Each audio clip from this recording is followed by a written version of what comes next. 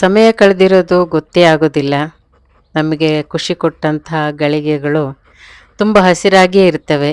ಇತ್ತೀಚಿನ ದಿನಗಳಂತೆ ಇರ್ತವೆ, ಮರೆತೇ ಇರೋದಿಲ್ಲ. ನಮ್ಮ ಖುಷಿ ಹೋಗಿ ಇವತ್ತಿಗೆ 6 ತಿಂಗಳು, ಲವ ತೀರ್ಕೊಂಡು 3 ತಿಂಗಳು. ಆದರೆ ಅವ್ರ ನೆನಪು ಹೇಗಿದೆ ಅಂದರೆ ಈಗ 6 ದಿವಸವೇ ಕಳೆದಿರ್ಬೋದೇನೋ ಅನ್ನೋ ಥರ ಇದೆ. ಇವರಿಗೆ ಲವಕುಶರು ಅಂತ ಹೆಸರಿಟ್ಟಿರೋದ್ರಿಂದ ನಾವು ರಾಮಾಯಣದ ಲವಕುಶರ ಜೊತೆಗೆ ಇವರನ್ನ ಬಹಳ ತಾದಾತ್ಮ್ಯದಿಂದ ನೋಡ್ತಾ ಇದ್ವಿ.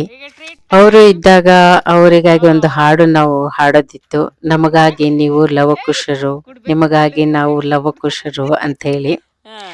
ಇವಾಗಲೂ ಕೂಡ ಮನಸ್ಸು ಆ ಹಾಡನ್ನ ಗುಣಗುತ್ತಾ ಇರುತ್ತೆ.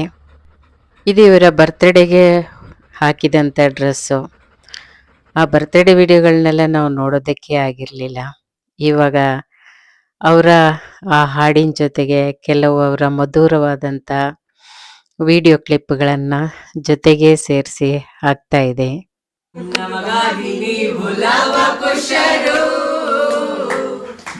ನಿಮ್ಮ ಆಟ ಚಂದ, ಓಟ ಚಂದ. Happy birthday to you. ಕೋಶ್ ಹ್ಯಾಪಿ ಬರ್ತ್ಡೇ ಹೇಳ್ಬೇಕು. ಲವ್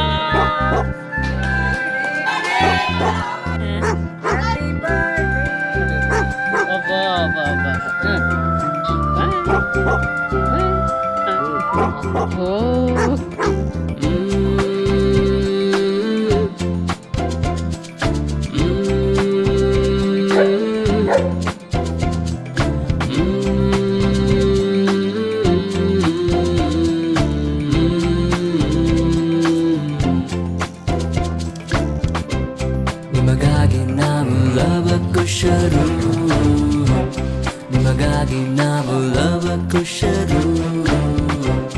ನಮ್ಮ ಆಟ ಚಂದ, ಓಟ ಚಂದ, ಮಾತು ಚಂದ. ನಿಮಗಾಗಿ ನಾವು ಲವಕುಶರು, ನಿಮಗಾಗಿ ನಾವು ಲವಕುಶರು. ನಮ್ಮ ಆಟ ಚಂದ, ಓಟ ಚಂದ, ಮಾತು ಚಂದ. ನಮಗಾಗಿ ನೀವು ಲವಕುಶರು, ನಿಮಗಾಗಿ ನಾವು ಲವಕುಶರು. ನಮಗಾಗಿ ನೀವು ಲವಕುಶರು, ನಿಮಗಾಗಿ ನಾವು ಲವಕುಶರು.